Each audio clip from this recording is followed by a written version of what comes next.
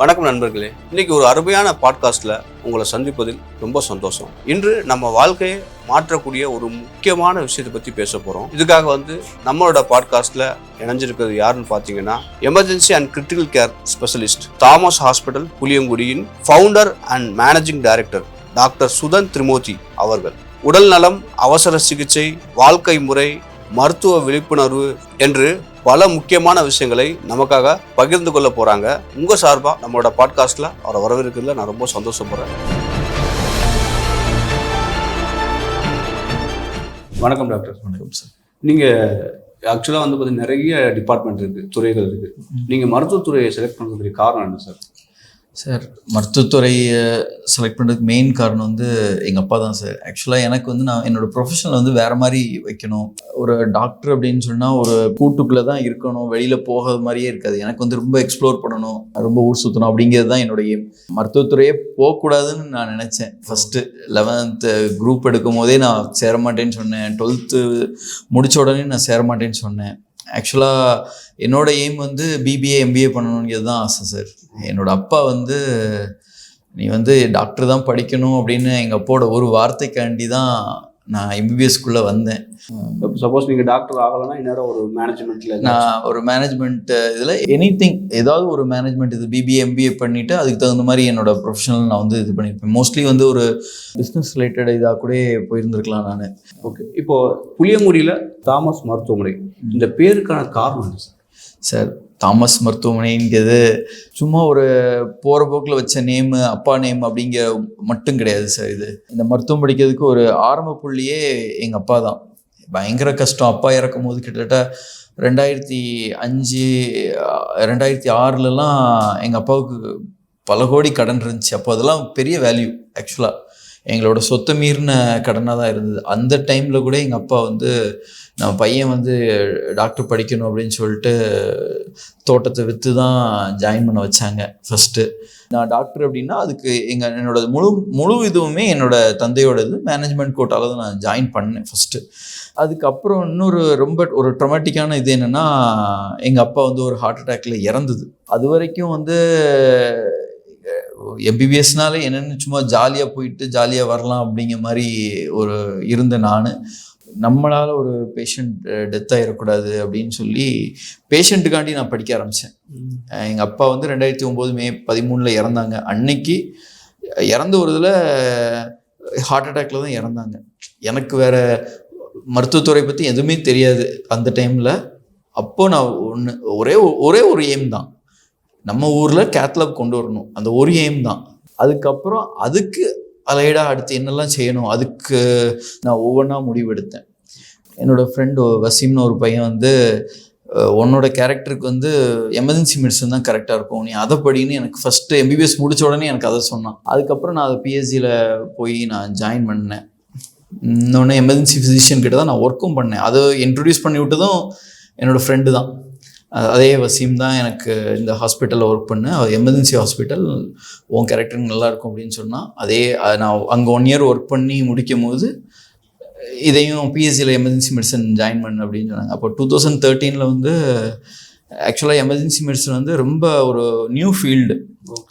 அப்போ தான் உள்ளே வருது 2013. அப்போது எமர்ஜென்சி மெடிசன் பார்த்தா நிறைய ஃபாரின் கண்ட்ரீஸில் படித்தவங்க எல்லாம் ஒரு தமிழ்நாட்டிலே மொத்தம் 40 பேருக்குள்ளே தான் இருந்திருப்பாங்க. அந்த ஒரு டைமில் நம்ம அதை படிப்போம். நம்ம ஹாஸ்பிட்டலுக்கு எமர்ஜென்சி ட்ரீட்மெண்ட்டுக்குள்ள டாக்டர்ஸ் கிடையாது, நம்ம டிஸ்ட்ரிக்டே கிடையாது அப்படின்னு சொல்லி நான் எமர்ஜென்சி மெடிசன் படிக்கணும் அப்படின்னு சொல்லி ஒரு மோட்டிவ் எடுத்து பண்ணேன். இன்னொன்று நம்ம அப்பாவுக்கும் அந்த மாதிரி டைமில் எமர்ஜென்சி மெடிசன் ஒருவேளை ஒரு ஃபிசிஷியன் இருந்தது தான் ஒரு பெட்டராக இன்னும் பண்ணியிருந்துருக்கலாம் அப்படின்னு ஒரு எண்ணத்தினால தான் அது படித்தேன். அதுக்கப்புறம் என்னோடய அப்பாவுக்காண்டி தான் கேத்லாப் ஆரம்பிக்கணும், ஒரு ஞாபகமாக ஆரம்பிக்கணும் அப்படின்னு இது பண்ணேன். அதனால எங்கள் அப்பாவோட நினைவாக தான் நான் இந்த நேம் வச்சுருக்கேன் சார். Super sir. இப்போ இருக்கிற காலகட்டத்தில் ஒரு கிளினிக் வைக்கிறதுக்கே ரொம்ப சிரமப்படுறாங்க சார். பார்த்திங்கன்னா ஒரு மல்டி ஸ்பெஷாலிட்டி ஹாஸ்பிட்டல் இது, ஆனால் அது ஈஸியான வேலை இல்லைன்னு எல்லாருக்கும் தெரியும். எப்படி கஷ்டப்பட்டுருக்கீங்க? ஹாஸ்பிட்டல் ஆரம்பிக்கிறதுக்காண்டி நான் பயங்கர கஷ்டப்பட்டேன் சார். அதாவது 2013 என்னோடய குறைந்தபட்ச வேலை நேரம் 15 மணி நேரம் தான். ஒன்று அப்படி ஹாஸ்பிட்டலில் நான் போய் ஜாயின் பண்ணுவேன். 15 hours ஹாஸ்பிட்டல் டியூட்டி டைம் ஹாஸ்பிட்டலில் ஜாயின் பண்ணுவேன், இல்லைனா 24 hours நான் மட்டும் இருக்கிற மாதிரி உள்ள ஹாஸ்பிட்டலில் தான் ஜாயின் பண்ணுவேன். பயங்கர ஹார்ட் ஒர்க் பண்ணேன். சகட்டு மணிக்கு கோவிட் டியூட்டிஸ்லாம் நான் பார்த்தேன். இது எல்லாமே என்னோட இந்த நாளைக்கு நம்ம ஊரில் வந்து ஒரு மல்டி ஸ்பெஷாலிட்டி ஹாஸ்பிட்டல் வந்து உருவாக்கணும் அப்படிங்கிற ஒரு எய்மில் நான் என்னைய எல்லா விதத்துலையும் நான் வருத்திக்கிட்டேன். ப்ராக்டிஸ். அதுக்கப்புறம் ஹாஸ்பிட்டல் இன்ஃப்ராஸ்ட்ரக்சரை டெவலப் பண்ணிடலாம், ஆனால் நம்மளுக்கு அந்த பேஷண்ட் கேருங்கிறது ரொம்ப முக்கியம். அதுக்கு நம்மளை எப்படி உருவாக்கணும் அப்படின்னு சொல்லிட்டு நான் எமர்ஜென்சி மெடிசன் படிச்சுட்டு ஹாஸ்பிட்டல் ரன் பண்ணுறதுக்கு நம்ம கிரிட்டிக்கல் கேர் தான் ரொம்ப முக்கியம். நான் அதனால 2000 பிஹெச்சியில் வந்து எனக்கு 16 month வந்து ஐசியூ போஸ்டிங் இருந்துச்சு. 3 years 36 monthல 16 month ஐசியூ போஸ்டிங் இருந்துச்சு. அதுக்கப்புறமும் நான் ஃபுல்லாகவே வேலம்மாளில் ஒரு 4.5 years, PK Das medical college பாலக்காடில் ஐசியூ இன்சார்ஜாக ஒரு 2.5 years, ரியோவில் ஐசியூ கன்சல்டன்ட் அப்படின்னு சொல்லி என்னோட whole post emergency medicine course ஃபுல்லாகவே நான் வந்து ஐசியூவில் தான் ட்ரெயின்டு சார். எல்லாமே இப்படி ஒரு ஹாஸ்பிட்டலை உருவாக்கணும் அப்படிங்கிற ஒரு எய்மில் தான் இது பண்ணேன்.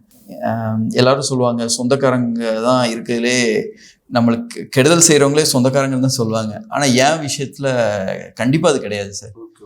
எனக்கு வந்து என்னோட அம்மா வீட்டு சைடும் சரி, எங்கள் அப்பா வீட்டு சைடும் சரி, ஏகப்பட்டவர் வந்து நான் கேட்காமையே வந்து கேட்டு உதவுனாங்க.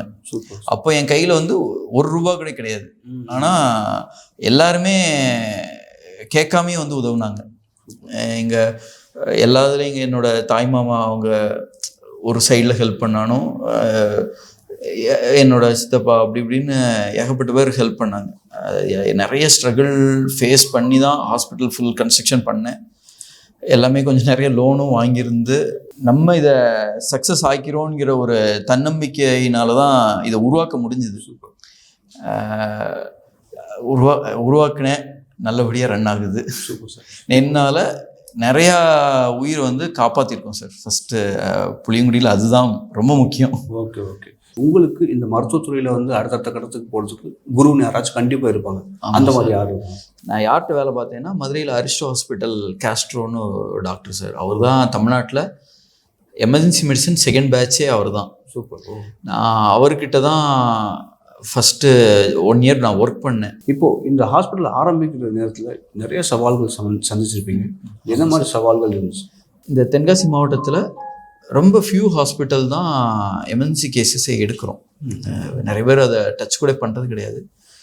இதில் என்ன அப்படின்னா, பேஷண்ட் உயிர் போகிற மாதிரி தான் நிறைய பேஷண்ட் வந்து எங்கள் ஹாஸ்பிட்டலுக்கு நீங்கள் பார்த்தீங்கன்னா நிறையா ஒன்று டெத் ஆன பேஷண்ட் வருவாங்க, இல்லைன்னா இம்பெண்டிங் டெத். இந்த மாதிரி பேஷண்ட்ஸ் தான் எங்களுக்கு வர்ற கேசஸ் வந்து அதிகம். நாங்கள் அதை வந்து ரிவர்ட் பண்ணி, ஏன்னா நல்ல கேசஸ் எல்லாமே கொஞ்சம் ஸ்டேபிளாக இருக்கிற கேசஸ் எல்லாமே இது திருநெல்வேலி மதுரைன்னு போயிடுவாங்க. கொஞ்சம் அன்ஸ்டேபிள் அங்கே வரைக்கும் ரெஃபர் பண்ணுற டாக்டர்ஸும் பார்த்தீங்கன்னா, சார் அங்கே வரைக்கும் போகிறதுக்கு பேஷண்ட் தாங்க மாட்டாங்க சார், நான் அதனால தான் அனுப்பிச்சி வச்சுருக்கேன் சார், கொஞ்சம் பார்த்துக்கோங்க சார். எங்களுக்கு அந்த மாதிரி கேசஸ் எல்லாம் பார்க்குறது ரொம்ப ஒரு இன்ட்ரெஸ்டிங்காக தான் இருக்கும், ஒரு த்ரில்லாக இருக்கும். டைம் போகிறது தெரியாது, பேஷண்ட்கிட்டே இருக்கிற மாதிரி எல்லாமே நல்லா தான் இருக்கும் சார். ஆனால் 100% அந்த அளவுக்கு சிக்காக வர்ற கேசஸ் வந்து 100% நம்மளால் ரெக்கவர் பண்ண முடியாது. சம் நெகட்டிவ் இது வரதான் செய்யும். இது வந்து கிரிட்டிக்கல் கேருங்கிறது ஒன் மேன் ஷோங்கிறது கிடையாது. இது வந்து ஒரு கலெக்டிவ் எமர்ஜென்சி கிரிட்டிக்கல் கேர் ரெண்டுமே ஒரு கலெக்டிவ் டீம் ஒர்க் தான். நல்ல டீம் இருக்கிறதுனால ஒரு இவ்வளோ சக்ஸஸ் கொடுக்க முடியுது சார். சூப்பர். இந்த புளியங்குடிங்கிறது ஒரு கிட்டத்தட்ட வந்து ஒரு கிராமம் தான். இந்த கிராமத்தில் இருக்கிற மக்களுக்கு வந்து பார்த்திங்கன்னா இந்த எமர்ஜென்சி அண்ட் கிரிட்டிக்கல் கேர் அப்படிங்கிற ஒரு டேர்மே தெரியாது. ஸோ அவங்களுக்கு நீங்கள் எப்படி இதை புரிய வைப்பீங்க? எமர்ஜென்சிங்கிறது ஹாஸ்பிட்டல் வந்த உடனே அப்படிங்கிறது கிடையாது சார். பேஷண்ட் ஆன் சீன்லே எமர்ஜென்சி வந்து ட்ரீட்மெண்ட் வந்து ஆரம்பிச்சிருவோம் சார். அதாவது ரோட் சைடு ஆக்சிடெண்ட்டில் அந்த இடத்துல இருந்தே ஆரம்பிக்குது. அது ஆரம்பித்து பேஷண்ட் வந்து இனிஷியல் ஸ்டெபிலைசேஷன் ஃபுல்லாகவே எமர்ஜென்சி மெடிசன் தான் சார். எப்படி பேஷண்ட் நம்ம ஸ்டெபிலைஸ் பண்ணுறோம், இனிஷியலாக பயங்கர ஒர்சன் ஆவாங்க, இம்பெண்டிங் டெத்தாக இருப்பாங்க. இல்லைனா எங்ககிட்ட நிறைய கேஸ் வந்து ஒரு டெத் ஆகி வந்துருக்கும், கார்டியாக் அரெஸ்ட்டில் வந்திருப்பாங்க, பல்ஸ் எதுவுமே இருக்காது. இம்மிடியட்டாக அப்போ நாங்கள் என்ன ட்ரீட்மெண்ட் கொடுக்குறோமோ அதுதான் எமர்ஜென்சி ட்ரீட்மெண்ட் சார். கிரிட்டிக்கல் கேருங்கிறது எமர்ஜென்சி மெடிசன்கிறது ஒரு ஷார்ட் ட்ரீட்மெண்ட் தான் சார். மேக்ஸிமம் ஒரு 3 hours தான் எமர்ஜென்சி ட்ரீட்மெண்ட்ங்கிறது, ஒரு 3 hours தான். அதுக்கப்புறம் ஐசியூ போனதுக்கப்புறம் அந்த ட்ரீட்மெண்ட்ங்கிறது வந்து ஃபுல்லாக கிரிட்டிக்கல் கேர் ட்ரீட்மெண்ட் தான் சார். கிரிட்டிக்கல் கேர் ட்ரீட்மெண்ட் வந்து ரொம்ப பெரிய வாஸ்ட் ட்ரீட்மெண்ட். அது வந்து ஒரு பேஷண்ட் எப்போ நல்லா ஆகிறாங்களோ, எப்போ வார்டு ஷிஃப்ட் பண்ணுறோமோ அது வரைக்குமே கிரிட்டிக்கல் கேர் ட்ரீட்மெண்ட் தான்.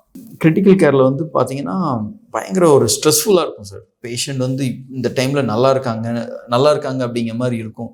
சடனாக மேபி பேஷண்ட் டக்குன்னு ஒர்சன் ஆவாங்க.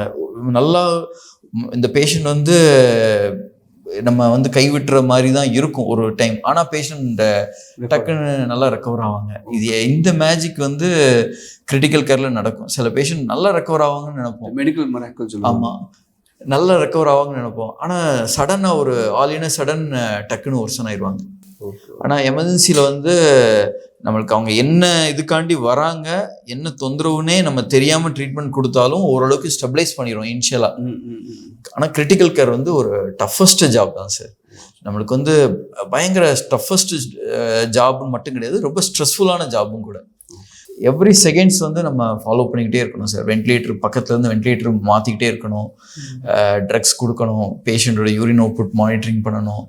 ஈச் அண்ட் எவ்ரி திங் வந்து மானிட்டர்ஸ்லேருந்து எல்லாமே கால்குலேட் பண்ணிக்கிட்டே தான் இருக்கணும் நம்ம.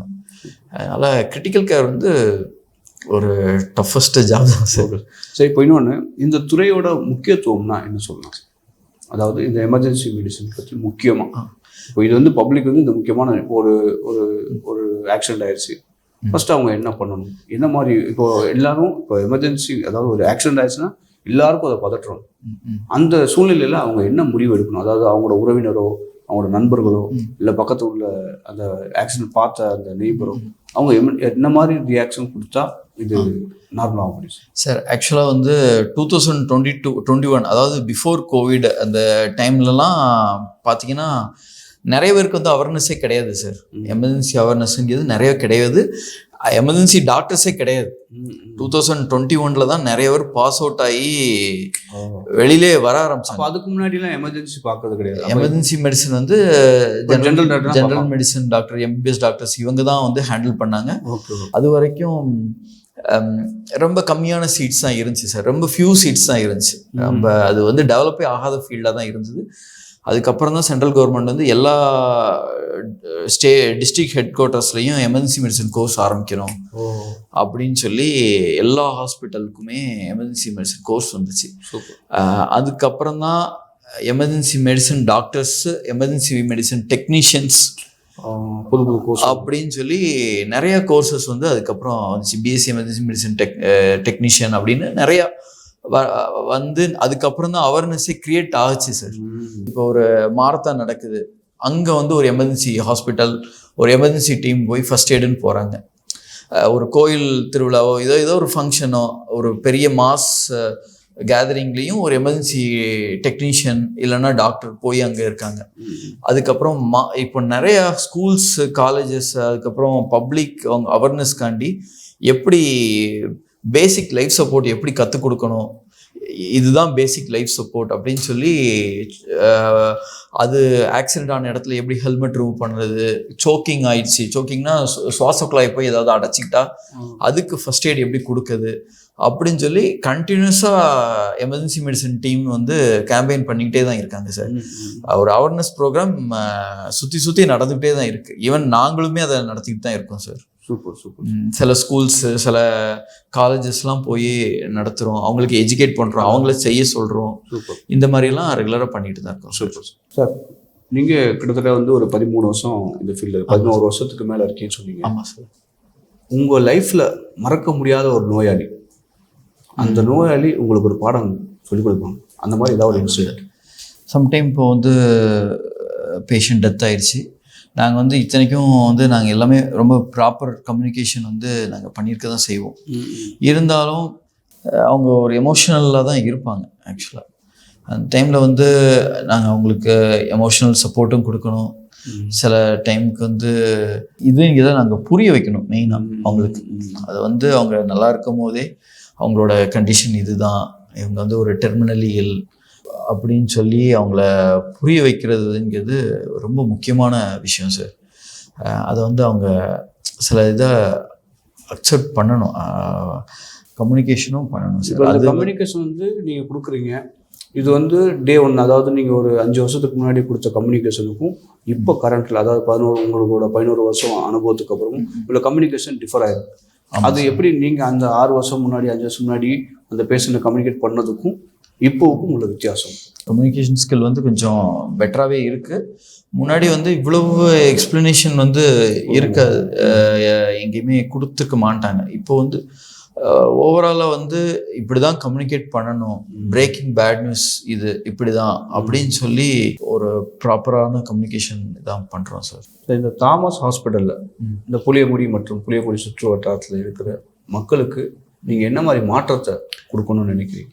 சார் டெஃபினட்டாக சொல்லுவேன், நாங்கள் இங்கே வர்றதுக்கு முன்னாடி கிட்னி ஃபெயிலியர் இல்லைன்னா ஹார்ட் அட்டாக் இல்லைன்னா ஒரு பல்மனடிமா கேஸ் அப்படின்னு வந்தால் பேஷண்ட் வந்து டெத் ஆயிடுவாங்கங்கிற ஒரு மித்து தான் இருந்துச்சு சார்.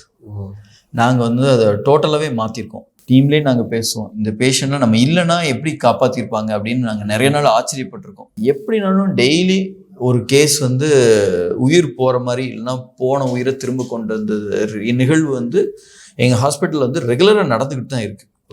அது வந்து புளியங்குடி மக்களுக்கு வந்து மிகப்பெரிய எங்கள் ஆஸ்பத்திரி வந்து உதவி. நான் எங்களோட ஹாஸ்பிட்டல் இதுக்கான நான் பெருமையை சொல்லலை சார், ஆனால் ஏகப்பட்ட உயிரை நாங்கள் காப்பாற்றிருக்கோம். இப்போ வந்து இருக்கிறதுலே வேர்ல்டு ஹை கிளாஸ் வென்டிலேட்டர் நாங்கள் வச்சுருக்கோம்.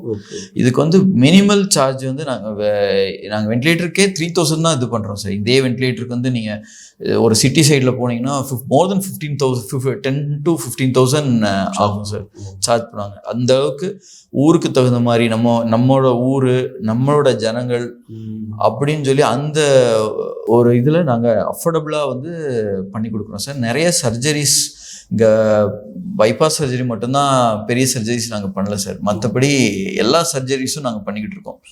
இது வந்து சில கேசஸ் எல்லாம் இங்கேருந்து நீங்கள் மதுரை போய் பண்ண வேண்டிய சர்ஜரிஸ் போகிற வழியில் என்னென்னு நடக்கலாம், அந்த மாதிரி சர்ஜரிஸ் எல்லாம் நாங்கள் இங்கே நிறைய எடுத்திருக்கோம். RTA case, multiple bone fractures உள்ளவங்க எல்லாரையுமே ஏகப்பட்ட பேரை நாங்கள் வெளியில் கொண்டு வந்திருக்கோம் சார். இப்போது இந்த தாமஸ் ஹாஸ்பிட்டலில் என்ன மாதிரி சர்வீசஸ்லாம் வச்சுருக்கீங்க சார்? ஆரம்பிச்சதுக்கு மெயின் ரீசனே உயிர் காக்கிற மருத்துவம் தான் சார். மெயினாக உயிர் காக்கிற மருத்துவம்னா emergency critical care, cardiology, neuro surgery, தலைக்காயம், ட்ராமா, மல்டிபிள் போன் ஃப்ராக்சர்ஸ், உயிருக்கு ஆபத்தாக தான் வருவாங்க ஆக்சிடென்ட் ஆகி, அவங்களுக்கு orthopaedic surgery, general surgery, plastic surgery, இதுதான் எங்களோட ஹை ப்ரையாரிட்டியான டிபார்ட்மெண்ட் வந்து இதுதான் சார். நம்ம அதுக்கப்புறம் வந்து சப்போர்ட்டிவ் டிபார்ட்மெண்ட் எது general surgery, surgical Castro, urology, neurology அப்படின்னு சொல்லி ஏகப்பட்ட ஸ்பெஷாலிட்டிஸும் இருக்குது. மெயினாக கான்சன்ட்ரேட் பண்ணுறது இதுதான் sir, emergency critical care, cardiology. இப்போ இருக்கிற இளைஞர்களுக்கு இந்த MBBS படித்து அவங்க மருத்துவத்துறைக்கு வரோம்னா அவங்களுக்கு நீங்கள் என்ன மாதிரி அட்வைஸ் சொல்லுங்கள் சார்? அவங்க மருத்துவத்துறை எடுக்கிறாங்கன்னா அதுக்கு முன்னாடி வந்து அவங்க பல தடவை யோசிச்சுக்கணும் சார். ஃபஸ்ட்டு ஏன்னா MBBS 5.5 years, அதுக்கப்புறம் 1 or 2 years NEET PG exam clear பண்ணணும். கிளியர் பண்ணி அதில் அவங்க நினைக்கிற பிஜி கிடைக்கணும். MD வந்து ஒரு 3 years கோர்ஸ், அதுக்கப்புறம் மேபி 1 or 2 year, அதுக்கப்புறம் சூப்பர் ஸ்பெஷாலிட்டி கோர்ஸ், அது ஒரு 3 years. அப்போது டோட்டலாக பார்த்தீங்கன்னா இதிலே 11.5 years கோர்ஸ் மட்டும் படிக்கிறீங்க. அதுக்கப்புறம் 2 to 4 years நீட் கோச்சிங் படிக்கணும். அப்போது உங்களுக்கு வந்து டெடிக்கேட்டட் அப்படின்னா ஒரு 15 years வந்து நீங்கள் சாக்ரிஃபைஸ் பண்ணால் தான் ஒரு குவாலிஃபைட் டாக்டராக வெளியில் வர முடியும். ஃபஸ்ட்டு உங்களோட எல்லாரும் சொல்லுவாங்க, நீ 12th மட்டும் நல்லா படிச்சிரு, அதுக்கப்புறம் நீ படிக்கவே வேண்டாம் அப்படிம்பாங்க. MBBS-ஐ மட்டும் முடித்து சீட்டை பிஜி வாங்கிடு, அதுக்கப்புறம் படிக்க வேண்டாம். அப்படி கிடையவே கிடையாது. நீங்கள் கடைசி உங்களோட எண்ட் ஆஃப் ப்ராக்டிஸ் வரைக்கும் நீங்கள் ரீட் பண்ணிக்கிட்டே தான் இருக்கணும் சார். நான் இன்றைக்கும் மினிமம் ஒரு 1/2 hour to 1 hour வந்து நான் ரீட் பண்ணி தான் ஆகணும் சார்.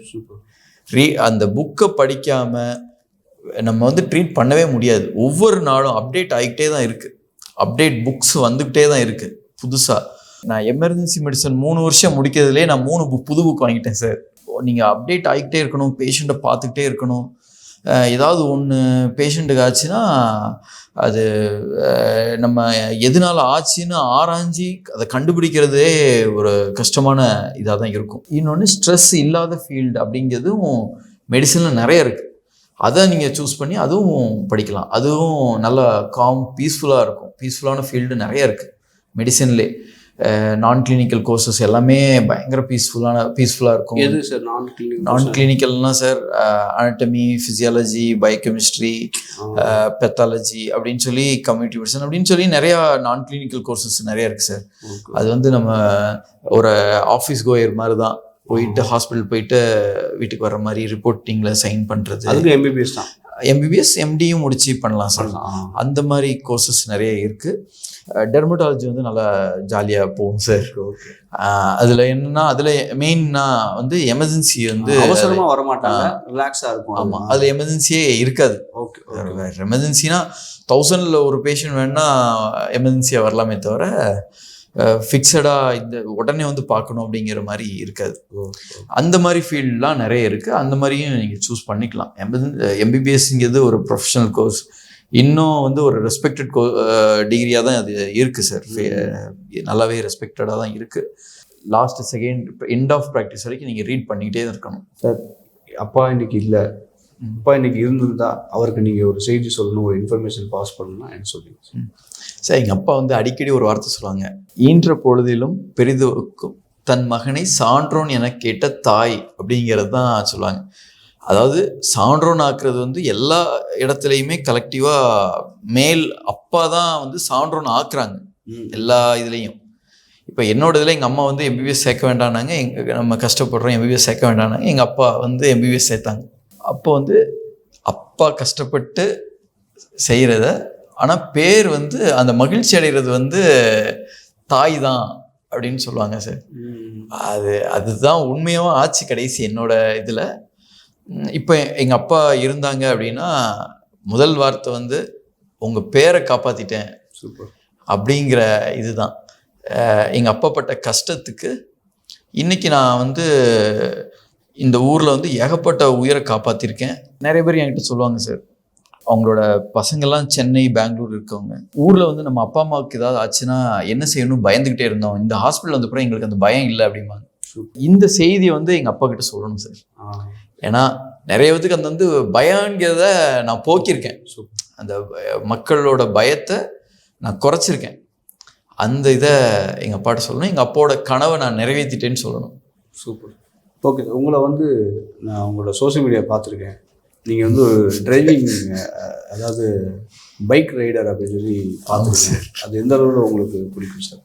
சார் ஆக்சுவலாக வந்து இப்போ வந்து நான் அந்த கேம்பஸை விட்டு நான் வெளியில் போகிறதே கிடையாது. ஆனால் இதுக்கு முன்னாடி இருந்த சுதன்கிறது என்டையராக டிஃப்ரெண்ட். அப்போ உள்ள சுதன் வந்து பார்த்தா ஒரு பைத்தியக்காரன் கூட சொல்லலாம் சார். எப்படின்னா ஒரு பயம் அப்படிங்கிறதே கிடையாது. அந்த பைக்கில் மேக்ஸிமம் ஸ்பீடு எவ்வளோ போகும் அதை டெஸ்ட் பண்ணுறது தான் வேலையே சார். பைக் ரைடிங்கிறது எனக்கு பயங்கர ரொம்ப பிடிக்கும் சார். எப்படி பார்த்தீங்கன்னா காஷ்மீர்லேருந்து வித்தின் 3 days நான் பிளான் பண்ணி காஷ்மீர் டு கன்னியாகுமரி வர்றது பண்ணியிருக்கீங்க? ஆமாம் சார், 4 டைம் காஷ்மீர்லேருந்து கன்னியாகுமரி வரைக்கும் வந்திருக்கேன் சார். எல்லாமே பார்த்தீங்கன்னா ஒரு 3 days, ஒரு 1 week கேப்பில் தான் பிளான் பண்ணி பண்ணுறது. அந்த மாதிரி நாள் ஆகும் சார் காஷ்மீர்லேருந்து சார். அது வந்து நான் யூனிகார்ன் பைக்லேயே நான் 80 hours வந்திருக்கேன் சார். 80 hours ஒரே ஸ்ட்ரெச்சு சார். அதில் தூங்குறது, சாப்பிட்றது யூனிகார்ன் பைக்கில். அதில் ஒரு 40 hours வந்து ரெயினில் வந்தேன். எந்த இயரில் சார்? இது நான் வந்து 2009 நான் ஆரம்பிச்சிட்டேன் சார். இப்போ நான் இங்கே புளியங்குடி வரணுன்னாலே நான் மேப் போட்டு தான் வரேன். ஸோ நீங்கள் எப்படி சார்? ஆமாம் சார், அப்போ ஜிபிஎஸ்ஸே கிடையாது சார். அதை தான் கேட்குறேன். ஜிபிஎஸ்ஸே கிடையாது. அப்போ கம்ப்யூட்டரில் தான் நம்ம வந்து இந்த மேப்பு இதெல்லாம் நம்ம பார்க்கணும். பார்த்து அதுக்கு தகுந்த மாதிரி நான் பிரிண்ட் அவுட் எடுத்து இந்த ஊர் பேரெல்லாம் மார்க் பண்ணி வச்சு பேப்பரை வச்சு தான் ரெஃபரன்ஸாக எடுத்து தான் நான் இது பண்ணேன் சார். சார் அதெல்லாம் பரவாயில்ல சார். 2012 வந்து 12-13 கொல்கத்தாலேருந்து அப்படி சென்ட்ரல் இந்தியாவிலேருந்து சவுத் இந்தியா ஃபுல்லாக கவர் பண்ணேன். அதுக்கப்புறம் கொல்கத்தாவில் ஸ்டார்ட் பண்ணேன். பண்ணிவிட்டு ஒரு 31 days வந்து ரைடு சார். ரைடுனா ஃபுல்லாக north east, Sikkim, Bhutan, nearest country Nepal, Bhutan, Sikkim, Arunachal, Assam, Manipur, Mizoram, Meghalaya, Tripura அப்படின்னு சொல்லி அந்த 7 states இதெல்லாம் பார்த்தீங்கன்னா சார் ரோடே கிடையாது சார். அப்போ இன்னைக்கு நல்லாயிருக்கும், ஆனால் அந்த டைமில் 2012-13 ரோடே கிடையாது சார். பார்த்தீங்கன்னா நம்ம காலுக்கு முட்டிக்கு கீழே வரைக்கும் மண்ணே போகும் சார். என்னன்னா ஹெவி வெஹிக்கிள்ஸ், எல்லாம் ஹெவி வெஹிக்கிள்ஸ். அந்த சாயிலெல்லாம் அவ்வளோ சாஃப்டாக வண்டி போய் போய் அவ்வளோ சாஃப்டாகி நம்ம கால் முட்டு கீழே வரைக்கும் கீழே போகிற மாதிரி இருக்கும் சார். டஸ்ட்டு பயங்கர டஸ்ட் ஆயிரும். ஆனால் பயங்கர பியூட்டிஃபுல்லான ஏரியா சார். ஆனால் ரோட்வேஸ் வந்து ரொம்ப புவராக தான் இருந்துச்சு அந்த டைமில். அங்கேயும் அப்பவும் ஜிபிஎஸ் கிடையாது. சொல்லுவாங்க நார்த் ஈஸ்டில் வந்து எல்லா இடத்துலையுமே ஒரு 7 o'clock மேலே பிளாக் பண்ணிடுவாங்க. அங்கே 6 o'clock மேலே ரோட்லேயே யாரையும் பார்க்க முடியாது. 7 o'clockலாம் ஷாப்ஸ் எல்லாமே க்ளோஸ் ஆயிரும்.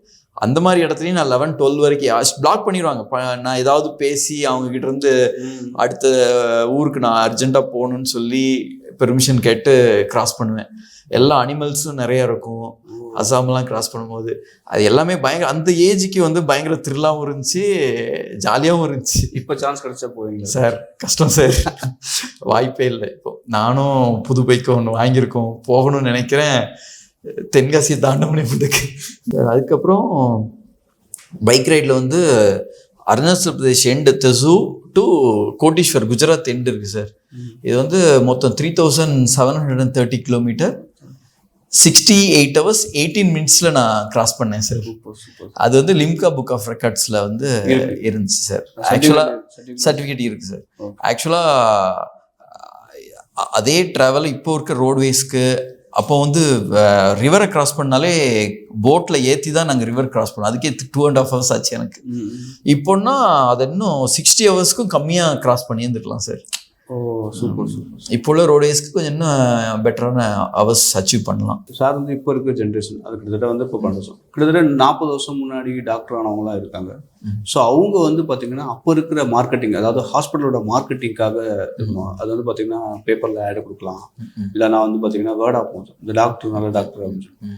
பட் இப்போ இருக்கிற காலகட்டத்தில் வந்து இந்த சோஷியல் மீடியா, டிஜிட்டல் மார்க்கெட்டிங் வந்து இம்பேக்ட் பண்ணுது. அதை எப்படி நீங்கள் பார்க்குறீங்க? ஹாஸ்பிட்டலில் வந்து மார்க்கெட்டிங் வந்து ரொம்ப ஒரு முக்கியமானது தான் சார். ஏன் நான் சொல்கிறேன்னா, இந்த மார்க்கெட்டிங் வந்து நிறைய உயிரை காப்பாற்றிருக்கு. ஃபஸ்ட்டு எப்படி உயிரை காப்பாற்றிருக்கு அப்படின்னா, புளியங்குடியில் தாமஸ் ஹாஸ்பிட்டலில் ஒரு கார்டியாக் அரெஸ்ட் பேஷண்ட்டை சிபிஆர் கொடுத்து உயிரோடு நாங்கள் கொண்டு வந்தோம். ஒரு கோல்டன் ஹவரில் தலைக்காயமான பேஷண்ட்டை ஒரு பிளாட்டினம் ஹவர்ஸ்க்குள்ளே நாங்கள் வந்து ரிவர்ட் பண்ணிட்டோம், ஸ்டேபிள் பண்ணிட்டோம். ஒரு ஹார்ட் அட்டாக் பேஷண்ட்டை வித்தின் ஹவரில் வந்து ஃபர்ஸ்ட் எய்ட் நாங்கள் கொடுத்துட்டோம். அப்படிங்கிறது எப்படி தெரியும் மக்களுக்கு? அது மார்க்கெட்டிங் மூலமாக தான் தெரியும். ரீசெண்டாக வந்து ஒரு வீடியோ பார்த்தேன். ஒரு சொந்தக்காரங்க ஃபங்க்ஷனில் இருக்காங்க. இதுக்கு முன்னாடி வந்து எப்படி இருந்தாங்க, எப்படி இருந்திருப்பாங்க அப்படிங்கிறதும் இப்போ எப்படி இருக்காங்கங்கிறத கம்பேர் பண்ண வீடியோ பார்த்தா எல்லாருமே மொபைலை ஸ்க்ரால் பண்ணிக்கிட்டே தான் இருக்காங்க. இப்போ மார்க்கெட்டிங் அப்படின்னா அது வந்து டிஜிட்டல் மார்க்கெட்டிங் தான் ஃப்ரண்ட்டில் வந்து நிற்கிது இன்னைக்கு உள்ள இதுக்கு. நல்ல டிஜிட்டல் மார்க்கெட்டிங் அந்த ஸ்ட்ராட்டஜி வந்து ரொம்ப இதாகிடுச்சு. போஸ்டர்ஸ் முன்னாடி வந்து போஸ்டர்ஸ் ஒட்டுறது அப்படிங்கிற மாதிரி இருந்தது. ஆனால் இப்போது டிஜிட்டல் மார்க்கெட்டிங் அந்த மாதிரி கொஞ்சம் அதுதான் பெட்டராக இருக்கும் சார். அந்த சிபிஆர் ½ an hour மேலே நீங்கள் சிபிஆர் பிடிச்சி உங்களோட சேஞ்சஸ் வந்த தருணம் சார் இருக்குது சார். நிறைய தருணம் இருக்குது. ரீசெண்டாக வந்து வெள்ளைராமன் ஒரு பேஷண்ட் கூட ½ an hour சிபிஆர் கொடுத்தோம். பிரெயினுக்கு போகிற ரத்தோட்டம் அவங்க கான்ஷியஸ் ரீகெயின் ஆவாங்களான்னு இங்கே உயிர் வந்துருச்சு சார். ஹார்ட் அட்டாக் பேஷண்ட் தான், உயிர் வந்துருச்சு. ஆனால் திரும்ப கான்ஷியஸ் ரீகெயின் ஆவாங்களா அப்படின்னு ஒரு சந்தேகத்தில் இருந்துச்சு. ஆனால் பேஷண்ட் இப்போ நடந்து எங்ககிட்ட ரிவ்யூ வந்துட்டு தான் இருக்கார் சார். அது சிபிஆருக்கு உண்மையிலே அது ஒரு பெட்டரான ட்ரீட்மெண்ட் சார். அது சிபிஆர் கொடுத்து நிறையா ரெக்கவரான பேஷண்ட் நிறைய பேர் இருக்காங்க. இந்த ஹாஸ்பிட்டலில் உங்களுக்கு டாக்டராக இருக்க பிடிக்குமா, அட்மினிஸ்ட்ரேட்டராக இருக்க பிடிக்குமா? சார் டாக்டர் தான் சார். அப்புறம் பைக் ரைடா வெக்கேஷனா? சார் பைக் ரைடு தான். ஓகே. நீங்கள் எமர்ஜென்சி வார்டில் கற்றுக்கிட்ட பாடம் ஷார்ட்டாக ஒரு வார்த்தையில்? Decision making sir. சூப்பர். உங்கள் அப்பாவை ஒரு வரியில் சொல்லணும்னா? விடாமுயற்சி. இந்த ஹாஸ்பிட்டலோட உங்களோட ஃப்யூச்சர் கனவு? பைபாஸ் சர்ஜரி சீக்கிரம் பண்ணணும் சார். உங்கள் வாழ்க்கையில் மிகப்பெரிய பாடம் எது சார்? நான் ஒரு மருத்துவராக வாழ்க்கையில் கற்றுக்கிட்ட முக்கியமான பாடம் வாழ்க்கை நிலையற்றது சார். இன்னைக்கு நல்லா இருக்கிறவங்க திடீர்னு மோசமாகிறதும், இவங்க பிழைக்கவே மாட்டாங்க அப்படின்னு நினச்சவங்க நிறைய பேர் நல்லா இருக்காங்க. ஒரு மருத்துவமனையோட நிர்வாகியாக சக்ஸஸ்ஃபுல்லாக கொண்டு வர்றதுக்கு வந்து மொத்தம் 3 சார். 1 மனிதநேயம், நேர்மை, யூனிட்டி. இந்த 3 இருந்தால் வெற்றி பெறலாம்ங்கிறது ஒன்று கற்றுக்கிட்டேன் சார்.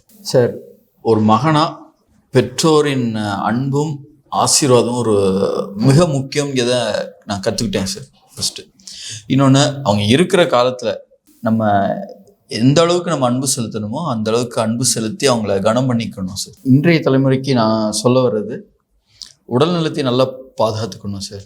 நேர்மையாக உழைக்கணும்.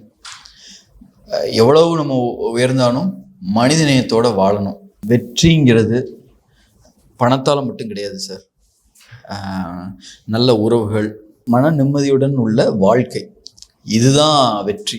என்னோட கருத்து, ஒரு மருத்துவரின் வெற்றி என்பது அவர்கள் பெற்ற பட்டங்களில் அல்ல, அவர்கள் எத்தனை உயிர்களை காப்பாற்றினார்கள் என்பது தான் வெற்றி சார். ரொம்ப தேங்க்ஸ் சார். Thanks sir.